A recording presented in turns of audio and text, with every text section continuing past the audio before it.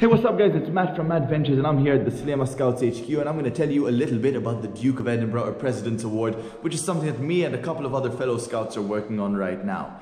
The award is split into three main parts. The first is physical, which means you've got to do something to work on your physical strength. The second is skill. That means you're working on any skill you like. It can be anything from music to climbing, just something that interests you. And third is service. That just means giving something back to the community and working on whatever you like to make an impact in your community. Now, these things have to each be done for 1 year or a year and a half if you're doing the gold like us. And then after that, you've got to do two more things. There's a residential project, which basically involves staying in an unknown place with strangers just to get to experience a totally different culture and environment than what you're used to. And after that is the expedition. Now for the expedition, which is what I'm really going to be focusing on in these videos because it's definitely one of the most interesting things to watch, is an awesome hike. The first is 60 kilometers done over 3 days and the second is 80 kilometers over 4 days. Now, for my residential project, I did the Norway 50 Euro challenge. I'm sure a lot of you have seen that because it was pretty much my most popular series on MattVentures so far. And for the expedition, we're going to be doing something pretty cool. We're going to do a hike all around the coast of Malta, which just happens to be exactly 140 kilometers. We're going to split it, like I said, into two trips, 60 kilometers over 3 days for the first one, and 80 kilometers over 4 days for the second one. And with that, we're going to cover the whole coast. But of course, nothing can stop us. We're going to power through it. We need to pack right. We need to get the right nutrition, the right gear. So I'm going to show you that soon, and it's going to be definitely a hike to remember. Like I said, packing is one of the most important things on any adventure. If you overpack, you'll be too heavy and you slow yourself down. But if you underpack, you could be caught without some of the essentials that you need. So here is my setup for the 60-kilometer hike. And I do have some stuff that not everyone will need to keep with them, but I'm just going to go over everything and show you what I have. So the first up is sleeping. And this is a Ferrino one-person light tent. The light tent one, it's a super small compact tent.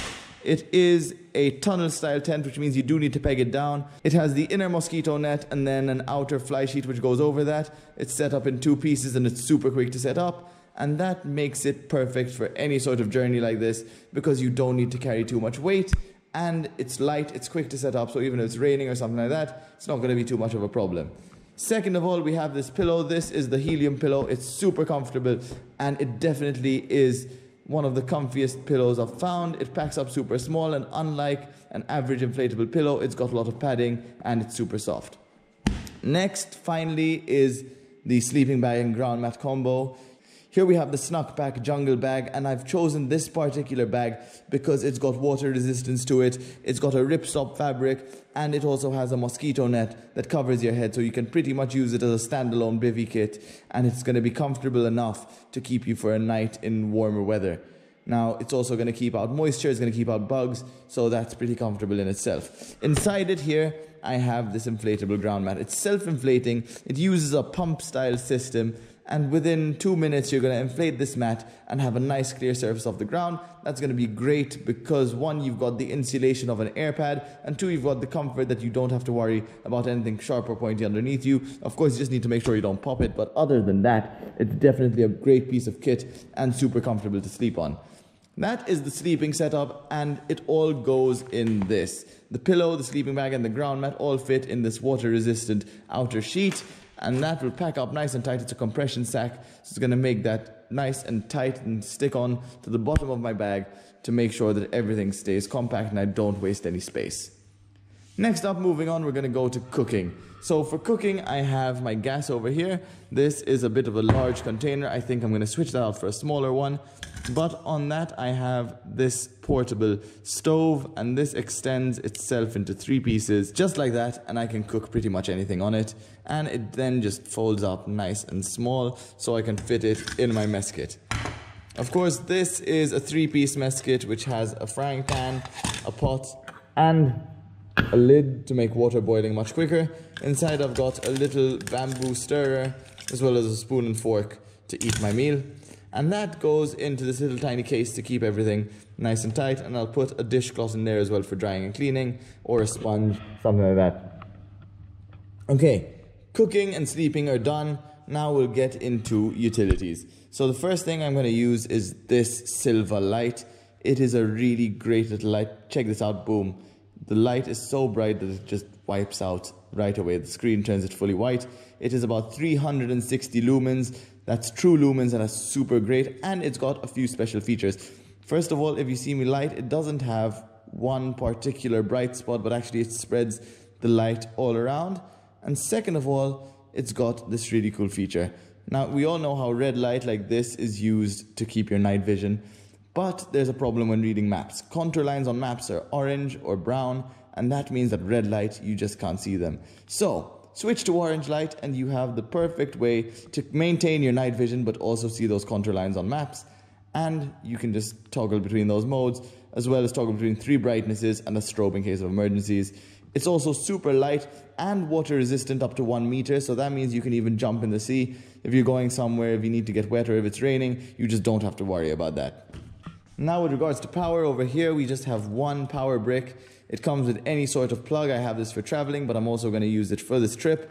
It's got 4 USB ports at the bottom, which means I can charge up all of my stuff.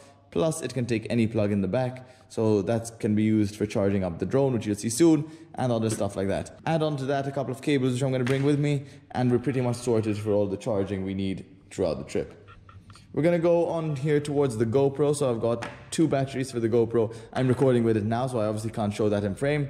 This is a backpack clip, so you just put that onto the strap of the backpack, and you can mount the GoPro at 90 degrees or whatever, so you can have that awesome view in front of you while keeping your hands free. This here is a bite mount. And what I mean is you can actually get a really cool angle with that. Using that bite mount, you can get an awesome angle, especially if you're doing something with your hands. Then we have this knife. It's a non-assisted flick knife. It's perfect for pretty much doing any chore. It's pretty sharp and has a serrated edge over here. And it locks in place with a liner style lock, which you can close easily. Everything is operated with one hand, so it's a super convenient knife to use. We then have some 550 paracord. This is bright yellow and orange, and that is very good, especially if you want to be seen, be visible, but it's also useful in a number of scenarios. Mosquito repellent. Now, we are in a state in Malta at this particular time of year. Mosquitoes are really annoying, and there's loads of them around, especially the large size tiger mosquitoes. You definitely want to keep those off you, otherwise you're going to have a horrible, horrible night. So this is a DEET mosquito repellent. That means it's very strong, very powerful, uses particular chemicals to keep the mosquitoes away. It should not be overused, but in some cases, especially here, it is absolutely necessary. Now we're going to move on to clothing. For the first thing I have here, we've got 2 t-shirts. One of them is just a plain cotton t-shirt, and the second one is a dry fit sports style t-shirt. Now, it is going to probably be raining at some point this weekend, and that is why I have the dry fit shirt. If that just happens to get wet, it will dry off pretty quickly, which means that we can just keep walking without too much hassle. It's not going to soak up too much water. Then we have the pants over here. So I've got a pair of jogging pants. They're thick, they're warm, and those are going to keep me comfortable if the temperature drops. But other than that, I'm going to be wearing a thin pair of shorts, again, that are quick drying and that are comfortable to walk around in.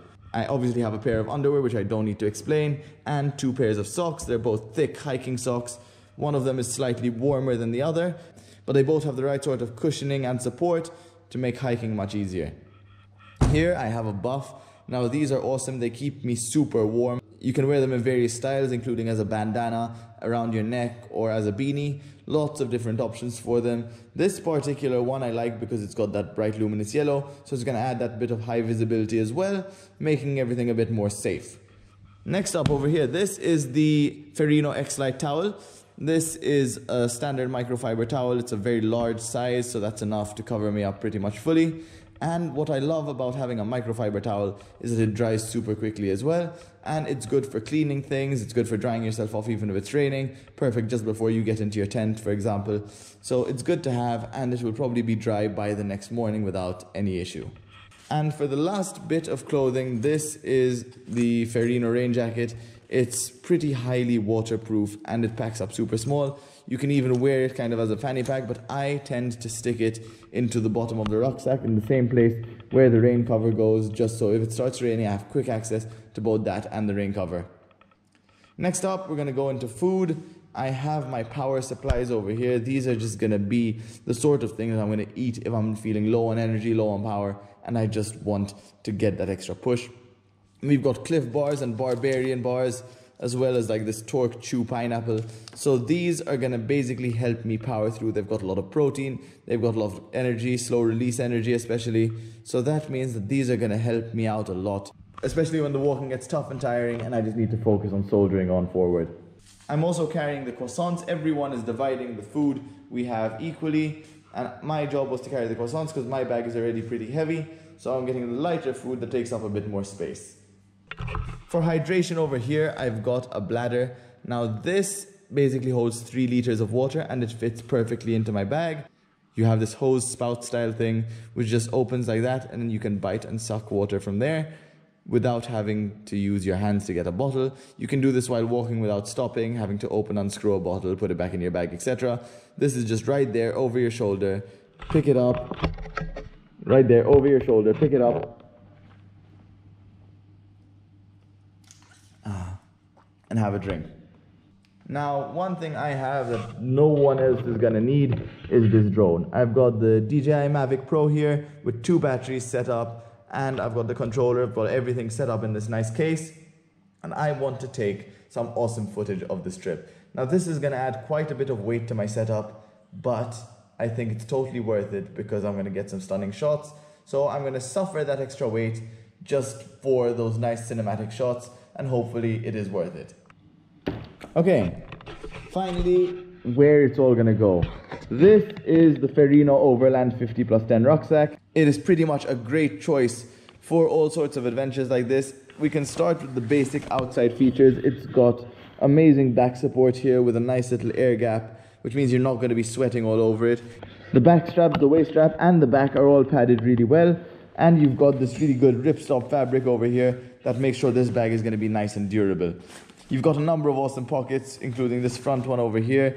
You've got obviously the bottom access, the side pouches just here, and the bigger side zippers over here. On the top, if you flip it over, you've got this really nice 10-liter edition, which has 2 pockets and 1 secret pocket on the inside. And this actually does come off, and you can use it as its own individual backpack. If you look on the inside of this rucksack, you can see there's actually a spot to hold water. And on the outside, you can actually pass the pipe of the bladder straight through there. And that's perfect for routing everything without leaving stuff open. Obviously, this bag has a bit of water resistance to it as well. But just to be safe, there is the additional pouch over here for the rain cover, which you can just pull out and add straight to everything, making sure everything's nice and snug and not going to get soaked for the whole expedition. So what I'm going to do is I'm going to pack all this up. It pretty much goes, this is the bottom of the bag and that goes to the top, and then the outside. We want to distribute the weight in such a way that it is pretty even. We want to make sure that the heavy stuff is at the bottom, the lighter stuff is at the top and on the outsides.